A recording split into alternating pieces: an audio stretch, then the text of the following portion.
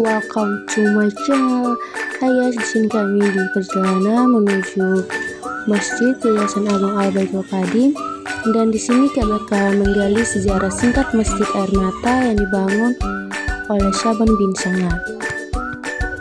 Dan kini kami sudah berada di Masjid Agung Al-Baitul Qadim. Dan di sini kami langsung menuju ke salah satu rumah yang berada di dalam kompleks masjid ini. Dan kami sebenarnya ingin mewawancarai Bapak Abdul Syukur Dapo Beang, dan ternyata Bapak Abdul Syukur Dapo Beang ada di Jakarta, dan akhirnya kami hanya komunikasi lewat HP saja dengan beliau, dan beliau menjelaskan secara singkat Masjid Air Mata yang dibangun oleh Syaban bin Sanga. Dan beliau menjelaskan bahwa sejarah berdirinya Masjid Air Mata diprakarsai oleh ulama besar berasal dari Timur Tengah keturunan Syabanuddin bin Ali bin Salman Al-Farisi yang berdakwah menelusuri Sumatera, Palembang, Pulau Solor Mananga, dan sampai di Pulau Timur. Salman Al-Farisi wafat di Pulau Solor Mananga, yang makamnya terkenal dengan sebutan Sultan Mananga, berada di pinggir pantai Mananga, Pulau Solor. Setelah wafatnya Salman Al-Farisi atau Sultan Mananga, maka dakwah dilanjutkan oleh salah satu turunannya yang bernama Syaban bin Sanga, merupakan ulama besar keturunan Salman Al-Farisi yang menginjakkan kaki di Pulau Timur, tepatnya di desa Fatu Besi, bersama pengikutnya kurang lebih 20 orang. Sebelum tahun 1800, perjalanan dakwah mulai dari Mananga, Pulau Solor, sampai di Pulau Timur, tepatnya di desa Fatu Besi atau Pura Bali Oebang. Syaban bin Sanga bersama pengikutnya mulai membangun sebuah surau kecil untuk melakukan ibadah dan dakwah. Setelah surau kecil dibangun, datanglah pemerintah Hindia Belanda untuk meminta kepada Syaban bin Sanga agar surau yang dibangun tersebut dapat dibongkar karena tempat tersebut akan dijadikan sebagai kawasan kompleks perumahan dinas pemerintah Belanda. Dan akhirnya Syaban bin Sanga bersama pengikutnya membongkar surau tersebut dan bergeser di bagian arah selatan Kupang, tepatnya di desa Fontaine atau tepatnya di bangunan eks penjara lama.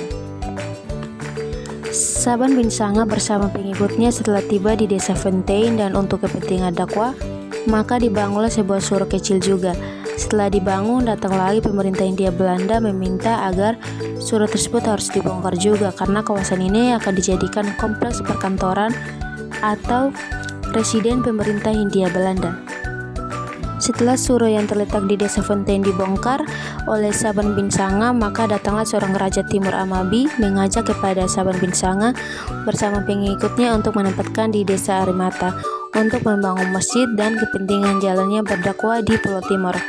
Raja Timur Amabi menghibahkan sebuah lahan seluas kurang lebih 3,5 hektar kepada Syaban bin Sanga untuk melakukan dakwah yang dipusatkan di desa Air Mata serta menyebarkan sampai di Pulau Timur.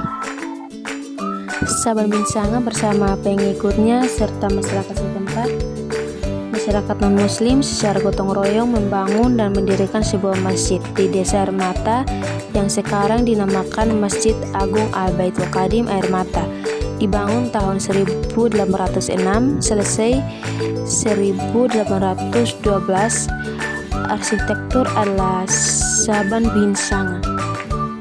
Bentuk dari Masjid Air Mata tersebut merupakan simbol pemersatu karena dari segi arsitektur bentuk atap masjid adalah trapesium bersusun atau bentuk atap joglo. Ada nuansa komunitas Arab, Melayu, Jawa, dan Cina yang dipadukan sebagai sebuah simbol pemersatu. Dalam melakukan dakwah oleh Syaban bin Sanga di desa Air Mata dan agar pemerintah Hindia Belanda tidak mengganggu jalannya berdakwah, maka Raja Timur mengatur strategi untuk melindungi Syaban bin Sanga dan para pengikutnya.